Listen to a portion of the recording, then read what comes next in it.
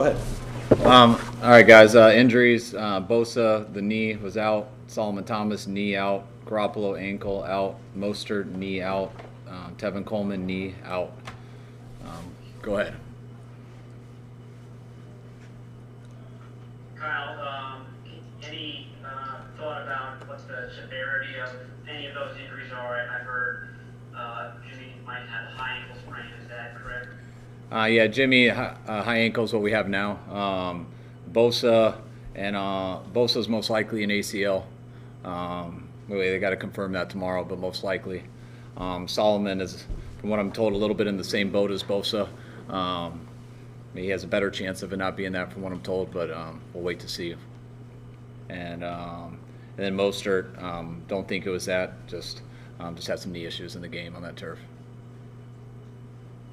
Kyle, just emotionally, what do all these injuries, how do all these injuries impact you and the feeling in the locker room? I mean, they impact you a lot. I mean, there's a lot of there's a number of players with some bad injuries, which always does. Some key players with some bad injuries, which makes it always a little bit harder.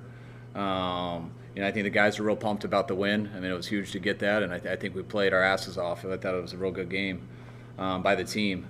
But you got a little mixed emotions when you lose some guys like that. So you just we got a good team. We had a good team last year. We got a good team this year, and I just told the guys that we do have a good team, but there's also so many guys in our place that can get a lot better, coaches and players. And when you do lose some good guys like we did, and it'll probably be for a while.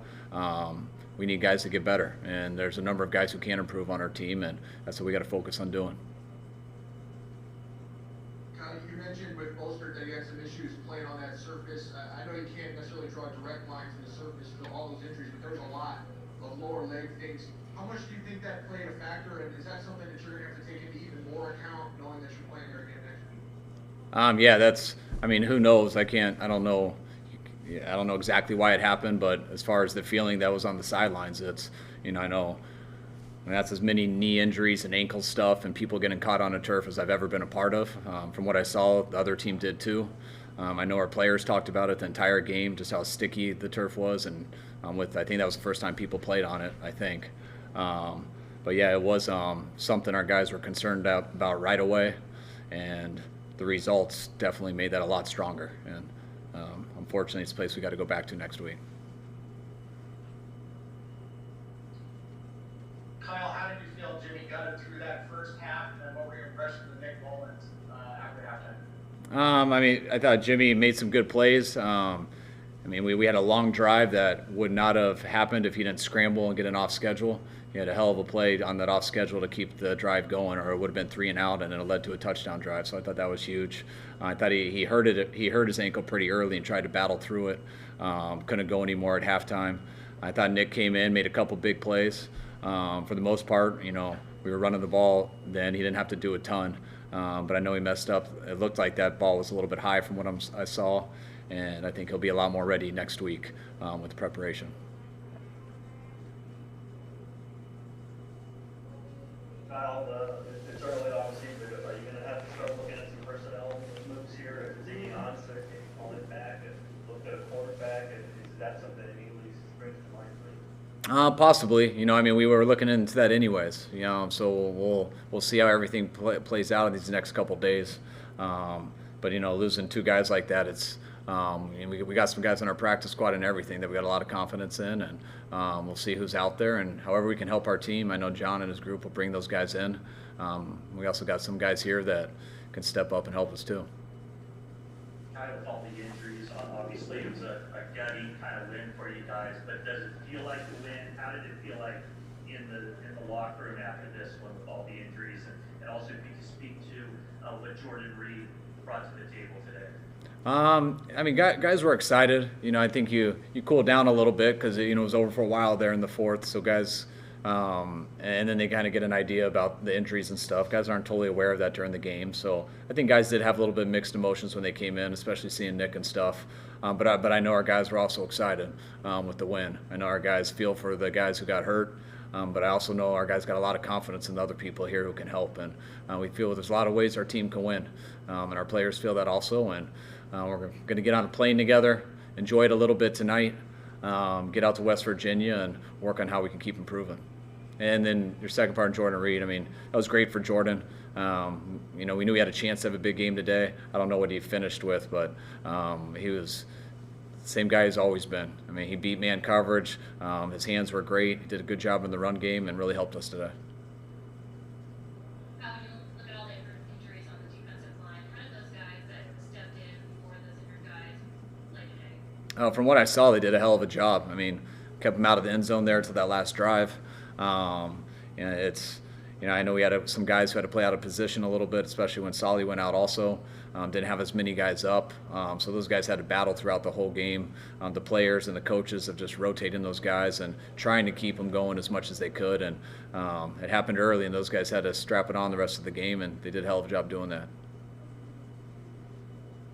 There was a report overnight about you guys being optimistic about George Kittle playing next week. Is that true? And does the result of today's game maybe alter your thinking, considering you have to play on that surface again next week? No, I mean, I don't know about the. I mean, I'm always optimistic about George when he's hurt because he's always got a chance. I know he has a tough injury. I was optimistic that he might have a chance last week, so that doesn't change. But it's still a tough deal, and I'll be impressed if he gets back, and always hoping for that. But we'll take all that into account when we discuss it with him over the next week or so. Kyle, with the injuries along the defensive line, how valuable is it to have a guy like Kerry Hyder who seems to be able to line up anywhere? And how did Fred Warner come across to you from the sideline watching that game? I mean, Kerry's been a stud for us. I mean, I thought he was one of our training camp MVPs, and then he's carried it over in these 2 games. He's stepped it up for us and done a hell of a job on the edge. Playing, he can play anywhere for us, and he's done a great job of that, especially not having Ronald Blair in there to start the season too. So it's been great. And Fred, from what I saw, Fred played a hell of a game. I'll see on the plane when I get to the tape, but we knew we were going to let him bend a little bit, but our defense never broke, and not till the end, not till the fourth quarter when they let him get in the end zone. So I was happy with the defense as a whole.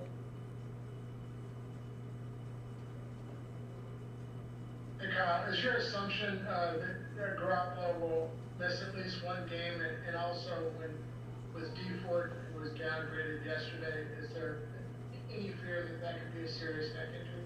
I mean, anytime you're talking about the neck and stuff, you do have concerns about that. That's why we're pretty cautious with it this week. So it is kind of a day-to-day thing, though, because you got to see how it reacts.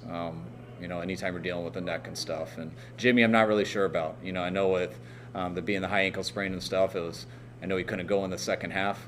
You'll see how that heals. We got to get on a plane tonight. You wake up tomorrow, it'll probably feel much worse. But that's something you really won't be able to tell whether he has a chance or not, probably till the end of the week. Last question, please. Hey, Kyle, can you talk a little bit about Brandon Aiyuk today?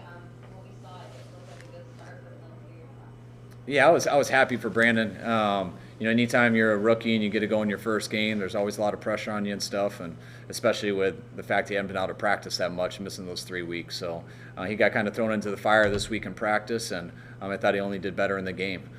He made a couple plays, broke a couple tackles, a couple rookie mistakes too, which we'll keep harping on, but that's a little expected. But it was nice to see the game wasn't too big for him. He caught the ball, thought he had a good off-schedule play, and I always love watching guys break tackles.